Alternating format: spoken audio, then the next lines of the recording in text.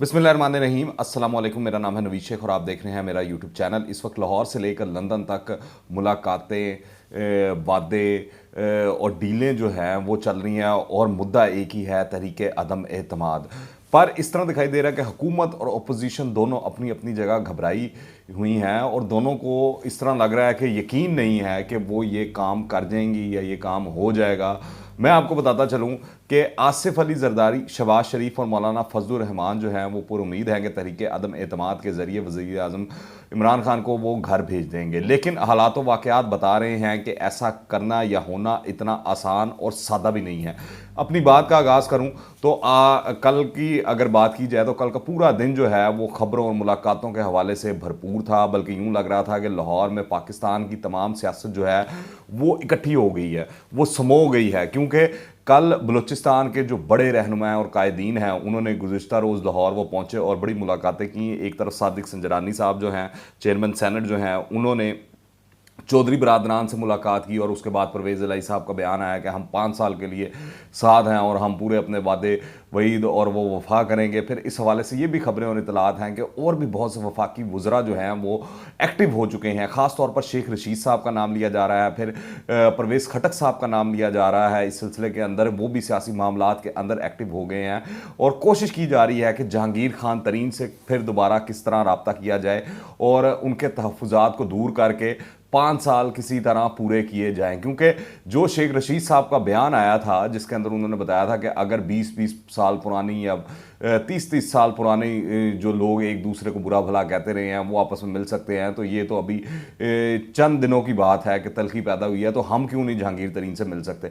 तो उनकी इस चीज़ से एक चीज़ तो वाजह हो गई थी कि जहांगीर खान तरीन जो है वो तहरीक इंसाफ और इमरान खान साहब से खुश नहीं है। तो ये अब दीवार के ऊपर लिखा दिखाई दे रहा है कि जहांगीर खान तरीन साहब जो कल के दिन लंदन गए हैं वो किस सिलसिले में गए हैं, वो किन मुलाकातों के लिए वहाँ पर गए हैं। अपनी बीमारी का यकीनी तौर पर इलाज उन्होंने करवाना होगा, मगर यहाँ पर जाने से पहले वो अपने साथियों के साथ भी खुसूसी बातचीत करके गए हैं, उनको खुसूसी पैगामात देकर गए हैं और लंदन जाकर यकीनी तौर पर वो एक अपने साथ लिस्ट लेके गए हैं और वहाँ पर जाकर कहा जा रहा है कि बड़ी अहम मुलाकात उनकी होगी बीमारी के इलाज के साथ साथ। इससे पहले ये भी इतलात थी जो ख़ास तौर पर जो लंदन में मुकीम पाकिस्तानी सहाफ़ी हैं वो ये इन चीज़ों की इतलात दे रहे थे कि बड़ी एक अहम अस्करी शख्सियत भी गुज़िश्ता दिनों बरतानिया गई थी और वहाँ पर उसने अहम मुलाकातें की थी और उसको रिलेट किया जा रहा था इस तरह के जिस तरह मुशर्रफ दौर के अंदर जब बेनज़ीर भुट्टो पाकिस्तान आई थी और उसके बाद फिर नवाज शरीफ आए थे, तो इस तरह की कोई डील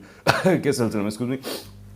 तो अब देखते हैं ऊंट किस करवट बैठता है और मामला किस तरफ चलते हैं। पर नून लीगी रहनुमाओं ने अगर आप देखें तो उन्होंने ये बयानिया अपना लिया है कि तहरीक अदम एतमाद कामयाब होने के बाद वज़ीर आज़म वज़ीर आला कौन बनेगा इसका फ़ैसला जो है वो नवाज शरीफ साहब करेंगे। इस हवाले से ज़ुबैर उमर साहब कैटेगोरिकली के बता चुके हैं, राना सनाउल्लाह साहब कह चुके हैं। शहबाज शरीफ साहब से जब प्रेस कॉन्फ्रेंस में ये सवाल हुआ तो उन्होंने भी इसी जानिब इशारा किया, बताया। जबकि काफ लीग ने तो इस हवाले से तरदीद कर दी है कि अपोजिशन से पंजाब की वजारत आला के असूल के लिए कोई बात नहीं की।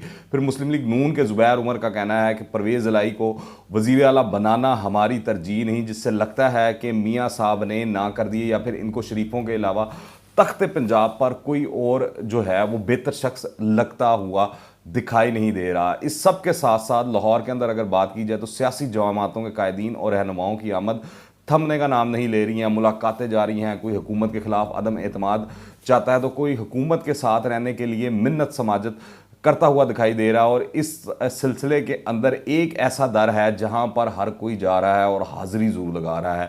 ये दर किसका है? ये ज़हूर इलाही रोड पर चौधरी परवेज़ इलाही जो हैं और चौधरी शुजात हुसैन साहब जो हैं उनका घराना है और ये ऐसी अहमियत इख्तियार कर चुके हैं चौधरी बरादरान के, लगता है कि अगर हुकूमत ना गिरी तो इसमें भी काफ लीग का बड़ा अहम किरदार होगा और अगर हुकूमत गिर जाती है तो तब भी काफ लीग का बड़ा अहम किरदार होगा।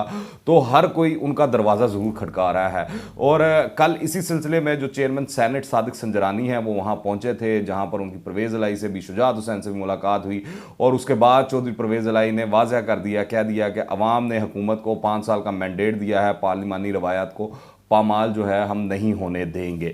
जबकि इससे पहले चौधरी शुजात हुसैन कह चुके हैं कि मौलाना जरदारी और शहबाज शरीफ से मुलाकातों में जिन तजावीज़ पर गौर हुआ उनका जिक्र करना कबल अज़ वक्त है। फिर दूसरी जानिब अख्तर मैंगल जो हैं उन्होंने भी नून लीग की क़यादत से भी और पीपल्स पार्टी की क़यादत से भी मुलाकातें की और उसके बाद उनका कहना था, बल्कि उनका मानना है कि कौम को जल्द खुशखबरी सुनाई जाएगी इस सिलसिले में कि शायद इमरान खान साहब को घर भेज दिया जाए। इसके साथ साथ अपोजिशन वालों ने देखें तो इकरार कर लिया है कि फ़ोन और इशारे आना बंद हो गए हैं, क्योंकि बिलावल का कहना है कि इस्टेब्लिशमेंट न्यूट्रल रही तो इमरान खान एतमाद नहीं जीत सकेगा। और इसी वाले से राना सनाउल्लाह की भी स्टेटमेंट है और मरीम औरंगज़ेब की एक आई थी स्टेटमेंट। उसके बाद हमने देखा कि डीजी ISI के हवाले से अंसार अब्बासी साहब ने द न्यूज़ के अंदर और जंग में एक स्टोरी शाया की, जिसके बाद चीज़ें क्लियर हो गई कि ISI का इसके अंदर और तमाम मामले में कोई रोल नहीं होगा। यहाँ बताता चलूँ कि इस हकीकत के बावजूद कि इस्टेब्लिशमेंट गैर जानिबदार हो गई है, कुछ आज़ाद हल्के अभी भी समझते हैं कि इस्टेब्लिशमेंट ने मुकम्मल तौर पर हुकूमत से लाताल्लुकी इख्तियार नहीं की है, क्योंकि इमरान खान ने इनके लिए कोई चैलेंज नहीं खड़ा किया, कहीं पर उनको रजिस्ट नहीं किया।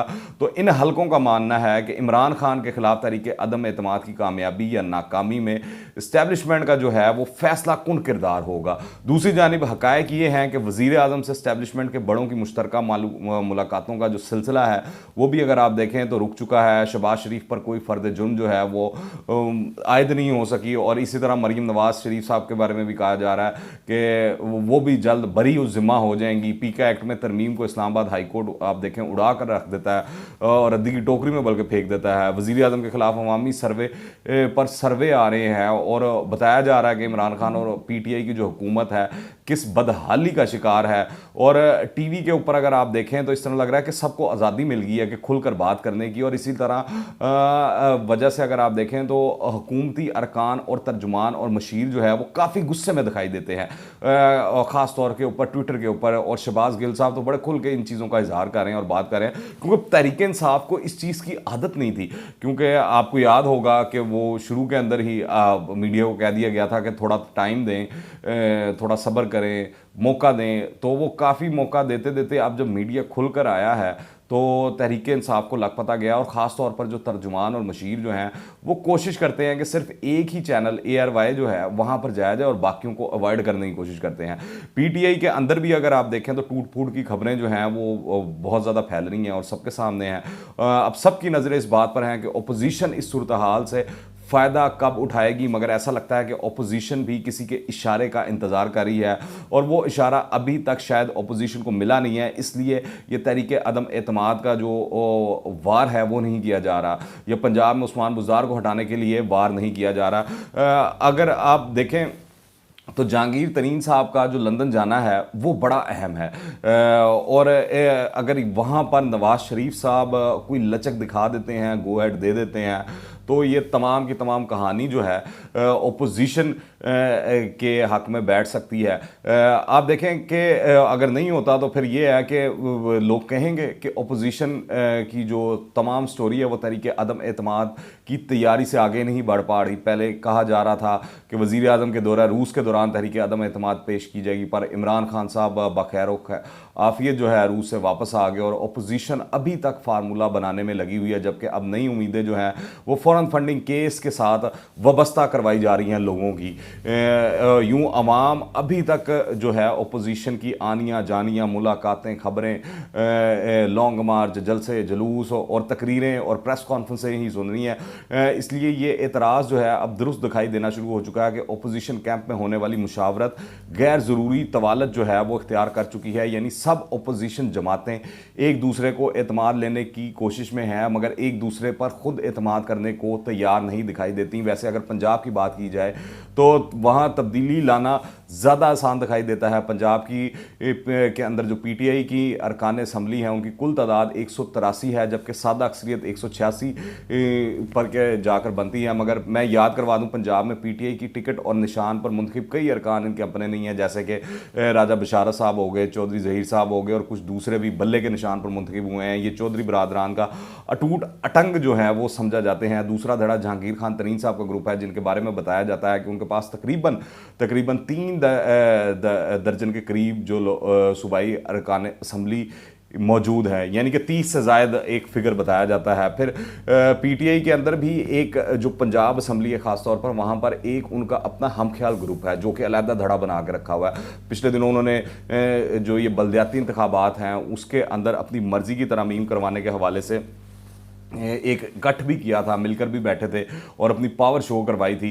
तो वो भी किसी तरफ जा सकते हैं और आ सकते हैं। फिर पीटीआई में बहुत से लोग पीपल्स पार्टी के भी शामिल हुए हुए हैं, तो अगर आप देखें वो भी टूट सकते हैं, वो भी पीपल्स पार्टी भी तोड़ सकती है इनको, और बेहतर मुस्तकबिल की तलाश में वो भी डील कर सकते हैं। यूँ पंजाब में अगर इस तादाद को गिना जाए तो तहरीक इंसाफ के जो अपने कैंप के लोग हैं, अपने ग्रुप के जो लोग हैं, वो 60-70 के करीब इस तरह के वल्नरेबल लोग हैं जिनको बासानी तोड़ा जा सकता है। शायद इसीलिए आप देखेंगे पीपल्स पार्टी का पहले दिन से इसरार था कि सबसे पहले पंजाब में तब्दीली लाई जाए, और यहाँ पर लाना बहुत आसान है। मगर याद रखें इस फार्मूले की जो चाबी है वो जहांगीर खान तरीन के पास है और चौधरी परवेज़ इलाई के पास है।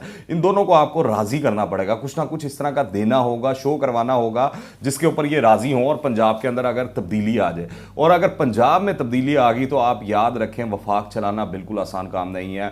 हमने देखा है वो दौर जब पीपल्स पार्टी की वफाक में हुकूमत थी और पंजाब में मुस्लिम लीग नून की हुकूमत थी। बड़ा मुश्किल वक्त था जब गवर्नर सुलेमान तासीर को लाया गया और सारा कुछ वो किया गया, सबके सामने है, वो तारीख है पाकिस्तान की सियासत की। तो वफाक को पंजाब के बगैर चलाना किसी सूरत मुमकिन नहीं है। इसीलिए अगर आप देखें तो वफाकी और पंजाब की जो हुकूमत है वो मिलकर पूरा जोर लगा रहे हैं, ख़ासतौर पर पंजाब पर। अभी मैं आपको कल की खबर बता देता हूँ, पंजाब हुकूमत ने ज़िली तरक्याती प्रोग्राम के लिए 25 अरब रुपए के इजाफी फंड जो हैं वो जारी कर दिए हैं, जबकि पहले ही ज़िली तरक्याती पैकेज के तहत इजला को 137 अरब रुपए का बजट जो है वो जारी किया जा चुका है। ये तरक्याती फंड्स जो हैं हुक्मरान जमात और इत्तेहादियों के हलकों में बराह रास्त खर्च किए जाएंगे। फिर बड़े बड़े शहरों जैसे लाहौर में 4 अरब, मुल्तान में 3 अरब, रावलपिंडी और बहावलपुर में 1 अरब, गुजरांवाला में 1.5 अरब, जबकि डेरा गाजी खान और फैसलाबाद में 6 अरब रुपए सिर्फ तरक्याती कामों पे लगाए जाएंगे। ये सारा फंड जो है इस माली साल में खर्च किया जाना है। यूँ डिस्ट्रिक्ट डेवलपमेंट फंड की मद में पंजाब हुकूमत 2-2.5 सालों के अंदर जो रह गए हैं उनमें तकरीबन 3 खरब रुपए खर्च करने का इरादा रखती है, यानी कि बोरियों के मुंह खोल दिए गए हैं, लोगों को खुश किया जा रहा है। लेकिन इस सब के बावजूद भी लोग हैरान हैं कि तहरीक इंसाफ के जो वुज़रा हैं वो क्यों सहमे बैठे हैं, वो क्यों डरे बैठे हैं, क्योंकि इनके बयानात और बॉडी लैंग्वेज वो नहीं रही जो पहले हुआ करती थी। ख़ास तौर पर शेख रशीद की बात की जाए, फवाद चौधरी की बात की जाए, परवेज़ खटक की बात की जाए, तो लग रहा है कि मसाइल का शिकार होती जा रही है हुकूमत, और अपोजिशन भी दूसरी जानिब इतनी कॉन्फिडेंट नहीं दिखाई देती। देखते हैं आने वाले दिनों में क्या होता है और ऊँट किस करवट बैठता है। अगर आपने अभी तक इस चैनल को सब्सक्राइब नहीं किया तो कर लें, और आप इस हवाले से क्या राय रखते हैं नीचे कमेंट्स में लाजमी बताइएगा। दुआ में याद रखें। अंटिल द नेक्स्ट टाइम, अल्लाह हाफिज़।